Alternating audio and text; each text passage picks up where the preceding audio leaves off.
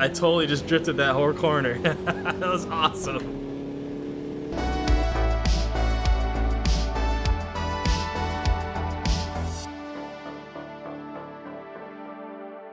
Hey drivers, back with another one.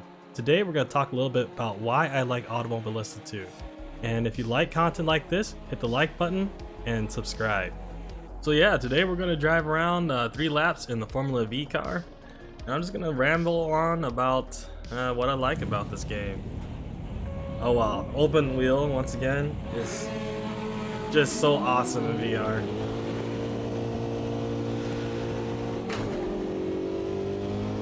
Very late start there. That's all I get for looking around, but let's go ahead and catch it up. We're starting in dead last. We'll see how far I can move up. Now, what I like about this game is just the variety. I mean, you got everything from GT3 to Formula 1. You have these big old truck racing things. It's just awesome, and that's what I really liked about Project Cars 2 as well. I mean, you even have rally in that game, for crying out loud. And boy, I mean, I know it's ambitious on the developer's part to take on all these different cars that have all these different like nuances to them, but it's just awesome. It's like, wow, I get to try all these different cars in one game and learn the different disciplines for each of the various motorsports. I mean, I'm surprised they just don't include motorcycles at this point. Nah, I'm kidding. But man, it's just the variety and being able to experience so many different types, from open wheel to classic vintage vehicles to track day. I mean, where else are you gonna get that besides very, very expensive games like iRacing? Now, I also own iRacing. I thoroughly enjoy that game, and honestly, there's not a whole lot to compare it to when it comes to the online ranked racing. I know Race Room has their own version of ranked racing, but really nothing really comes close right now to that. But if you just love sitting down and racing against some AI, or even a couple of friends that you know, where else are you gonna go to just try all these different motorsports in one game? And just to switch out, like you guys get tired of one, you just go on to another.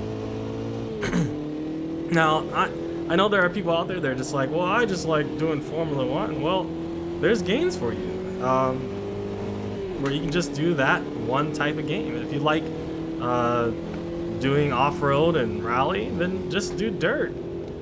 Dirt's great. Colin McRae, some of those older series. There's a lot of great. Oh, I'm misshifting and everything. Ugh. There's a lot of great games out there for whatever you like, but if you just love variety and just love racing in general, I think this game's got you covered. And in terms of the last update that they did, the latest one, they really have improved quite a bit of the physics and the reaction in a lot of these cars. Now granted, some do still feel better than others. Some you feel a little bit more connected, you feel more of a seat of the pants, and then others you still get that really slidey feeling.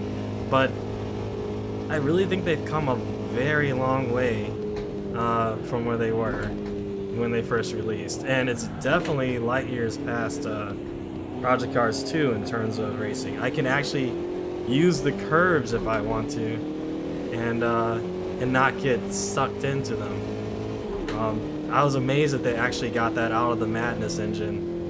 Was able to get rid of that action. See, I just rolled over the curb on the right there, and I just rolled over it. I didn't get pulled in or any crazy weird thing. So kudos to Ryza, I think is the actual way you say their name, for doing that.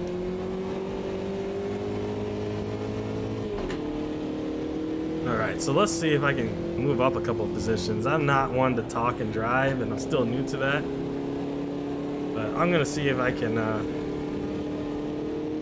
move up at least a little bit here. Start focusing a little bit on my driving. Didn't leave a lot of room for him there.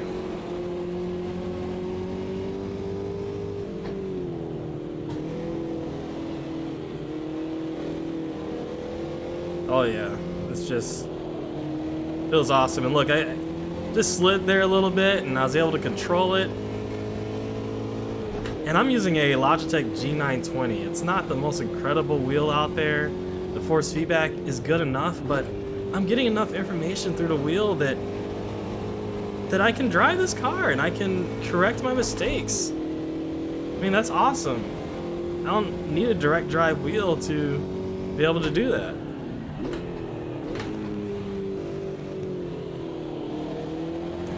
It speaks a lot to what they've done to this game. I mean, that you can just hop in a car you never drive and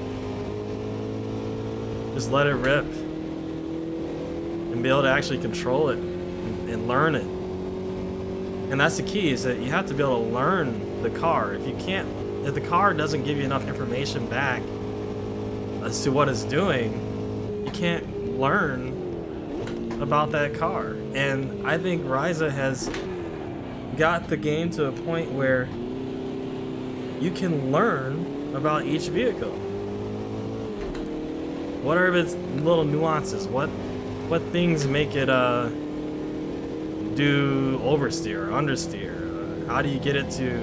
Is it a momentum-based car? Can you control that momentum through each of the corners? Whoa, whoa, whoa! Almost lost it there. Man, once again, this game is just so beautiful. I'm looking at the rear end of this vehicle here and seeing the light. It's just a little light in the rear with the glare coming off of it. That's just so awesome. I totally just drifted that whole corner. That was awesome. Not the fastest way through the corner by any means, but it sure was a lot of fun. Alright. Well, we're in the top 10 now. So you just stop talking for a little bit. Maybe that'll move up a little bit. Can we get one more spot? Oh, yeah, no. Oh, he got me. That's okay. Top 10, I'll take it. Oh boy, that was fun. I'm gonna pull over here on this cooldown lap. What a game. I mean, the sound, the experience. You guys have to try this game. And if you have VR, even more so, you have to try it. So that's all I got for you today, but thanks for watching. I hope you enjoyed this video and found it informative. If you did, please hit that like button, subscribe. I appreciate all the support, and I hope you guys drive safe, and we'll talk to you later. Bye-bye.